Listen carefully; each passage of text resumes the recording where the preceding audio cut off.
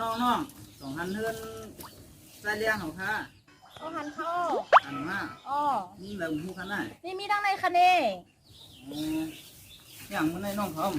เหตุการณ์ที่งานหลังคาน่ะด้วยหันเงียบกันเลยค่ะล่ะอ๋อมื้อแหนมเฮ็ดข้าวลืนม่วนเขาหลายคำมื้อแหนอ๋อพวกเหลืองม้วนในบุญเหตุการณ์ฮะเนาะอ๋อค่ะเฮ็ดการจำเพิ่นด้วยค่ะอ๋อพี่ปฏิวัติมื้อในที่คุยเฮาอยู่เพื่อนค่ะอ๋อกว่าเหตุการณ์หมดแล้วค่ะเหตุการณ์เมื่อคันนี้อ๋อก็นั่งอยู่เพื่อนก็เหลือค้าน่ะอ๋ออยู่เพิ่นตัวเดียวด้วยค่ะทำตัวในสังไคมาหลีในสองเอฟไรฮะอ๋อมาคาเลปีในคะเนเพิ่นเฮามาคาเลปุ๊บกันให้ล้างหูเดียวก็มาคาเลวันน่ะอ๋อค่ะสังถืออยู่คนนึงด้วยปุ๊บกันมาด้วยคาเลนาปุ๊บกันcô chuẩn bị cô luôn họ chuẩn bị hơn này อ้อมอยู่ค่ะกับเหตุการณ์หมดแล้วเขาพวกคำจูที่เขามาโย่อ้อมเป็นทางค่ะมากกว่าเป็นทางค่ะพี่อ๋อมากกว่าล่างหัวเยอะไหลก็อย่างนั้นเนาะอ๋ออะไรอ๋อในบน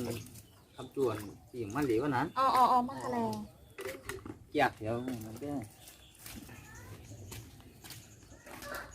ฮัลโหลมื้อนี้ได้สั่งถูกแน่คำจวนได้มาหรือว่าล่างหัวเยอะด้วยนี่ว่าน้องเขาแบบมีเจ้ามีผัวมันไงมาคือมันลังอยู่อันเมนเจ้ามาถามเลยทำจูงกว่ามันก็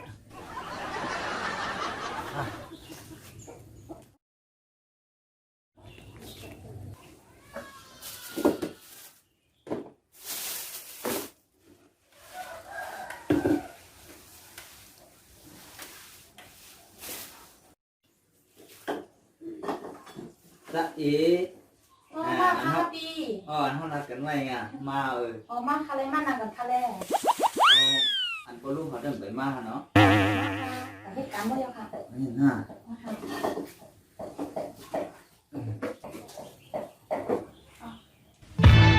ว้าว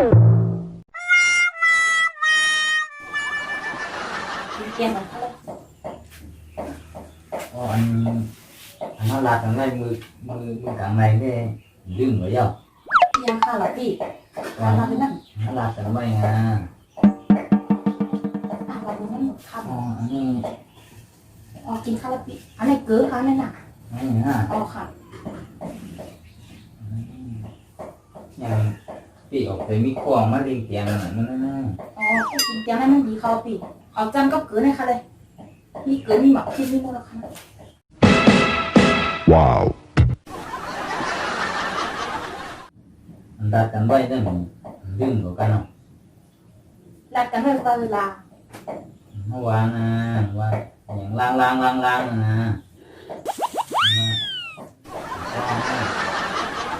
น้องต้อนะปีกินเตียงกันค่ะเลย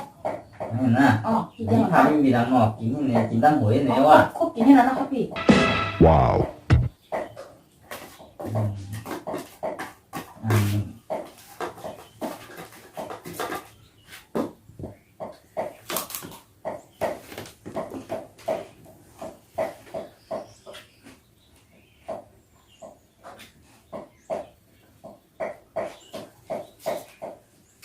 โจเป็นสามัญแล้วแต่ไม่น่าเกินบ่ฮะแต่มีค่ะ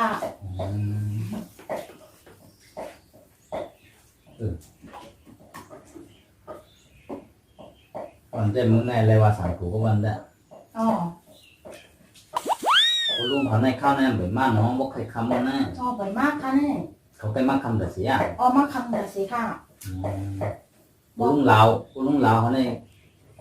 ขอให้การไกลไว้ฮะน่ะไก่พี่เขาแบบปัดเข้าด้านหน้าทั้งหัวคนเขา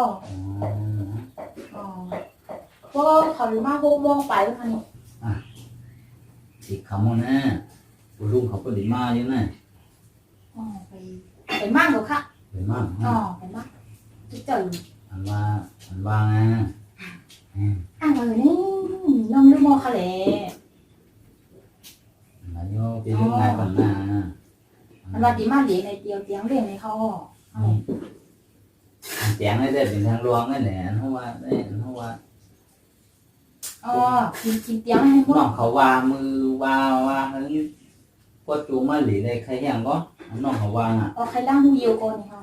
อ๋อนั่นน่ะเขาว่านั่นน่ะ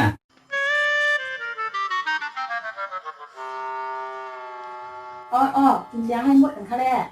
พอเตียงนี่กินปุ๊บมูเราขนาดนั้น กินให้เสียงกันค่ะแรก อันล่างว่าดีที่นั่นมา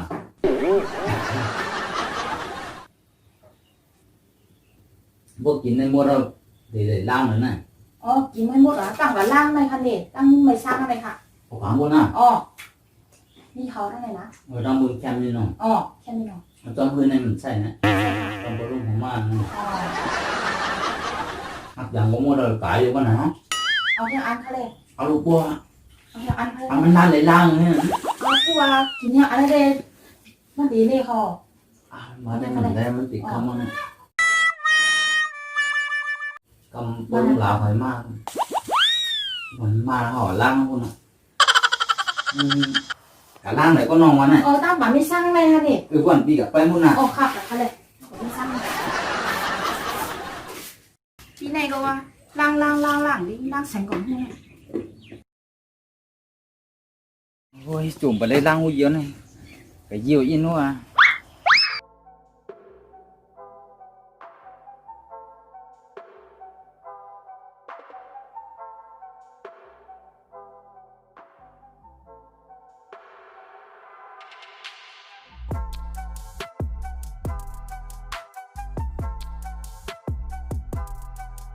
ôi quay cái này các bạn cái này phải chăm này này lang cái này có chăm này chứ mà phải khi nó đang hưởng nè và thì ma lang cái này mãi bỏ nè nó không biết nè cầm mua tươi gần như này nó bẹt cái nó lên như thế này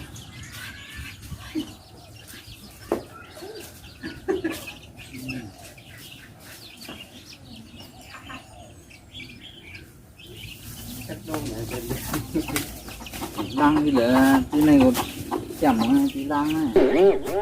sản phẩm lang nó hương có dầu này mà tên mắt lang cái này câu chả này sao cái cảm tiền ở đấy có lấy lang đi để bảy đồ không lấy qua